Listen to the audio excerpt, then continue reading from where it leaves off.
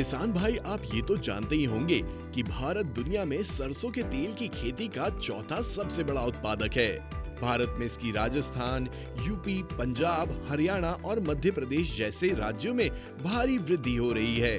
सरसों के बीज में 41 से 49% का तेल होता है और इसका तेल खाना पकाने के उद्देश्य से उपयोग किया जाता है। इसकी पत्तियों का उपयोग सब्जी के रूप में किया जाता है। इसकी खली का उपयोग हमारे पशुओं को खिलाने के लिए किया जाता है। किसान भाई, सरसों की फसल में कीटों का प्रकोप काफी देखा जाता है। अधिकांश फसल अवधि में सरसों एक रसीली फसल होने के कारण अन्य फसलों की तुलना में सरसों की फसल पर कीट अधिक आक्रमण करते हैं। सरसों की फसल में दो कीट ऐसे लगते हैं जो फसल के लिए काफी ज्यादा नुकसानदायक होते हैं। इसके पहले कीट का नाम है चेपा। इसको माहू भी कहा जाता है। ये पूरे भारत में सरसों की फसल का सबसे विनाशकारी कीट है। यह कीट जब अधिक संख्या में होते हैं तो वे पूरे पौधे से रस चूसते हैं और कभी कभी उपज में 97% से अधिक की हानि कर देते हैं। इससे किसान भाइयों को काफी नुकसान उठाना पड़ता है। इस कीट के लगने का कारण कम तापमान, उच्च आर्द्रता और आसमान में भारी बादल होने के कारण इसका संक्रमण काफी ज्यादा बढ़ जाता है।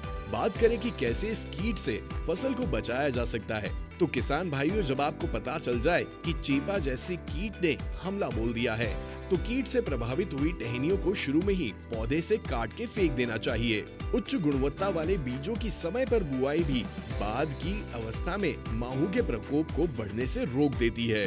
किसानों को फसल में संतुलित उर्वरकों का प्रयोग करना चाहिए, क्योंकि अधिक नाइट्रोजन के प्रयोग से हमेशा माहू के हमले बढ़ते हैं। अधिक संक्रमण होने पर थाइमेथॉक्सम 80 ग्राम या ऑक्सीडिमिटॉन 250 मिलीलीटर या इमिडाक्लोप्रिड 17.8 SL 1 से 1.5 मिलीलीटर प्रति लीटर पानी में मिलाकर 1 एकड़ फसल में छिड़काव करें। किसान भाई, बेहतर नियंत्रण और रसायनों के उपयोग के लिए स्प्रे के दौरान हमेशा स्टिकर का उपयोग करें।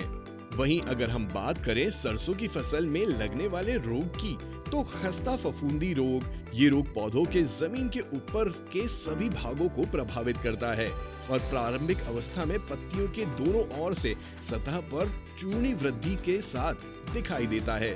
बाद में कलियां, नए अंकुर, फूल और फल सभी पर गंदे सफेद गोलाकार धब्बे दिखाई देते हैं।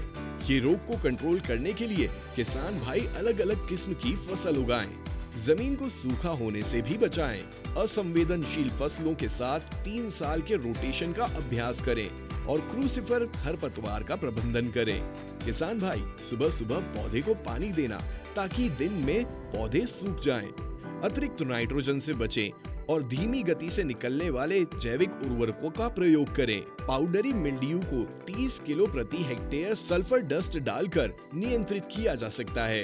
2 ग्राम माइक्रोनाइज्ड वेटेबल सल्फर 80% WVP का छिड़काव भी कर सकते हैं या फिर 1 मिली डाइनोकैप प्रति लीटर पानी में मिलाकर इसे स्प्रे कर सकते हैं। खस्ता फफूंदी के खिलाफ कुछ और भी फफूंदी नाशक का किसान भाई स्प्रे कर सकते हैं, जैसे कि क्लोरोथालोनिल 1 लीटर प्रति एकड़, टेबुकानोजोल 125 मिलीलीटर प्रति एकड़, 480 SC, ट्रिफ्लूमिजोल 250 मिली प्रति एकड़ में, हेक्साकोनाजोल 300 मिलीलीटर प्रति एकड़। सरसों की फसल में कीट प्रबंधन की जानकारी आपको कैसी लगी, हमें कमेंट करके जरूर बताएं। जानकारी अच्छी लगी तो हमारे YouTube चैनल को सब्सक्राइब करें, रिंग बेल आइकन को दबाएं ताकि ऐसी और भी जानकारी आपको मिलती रहे।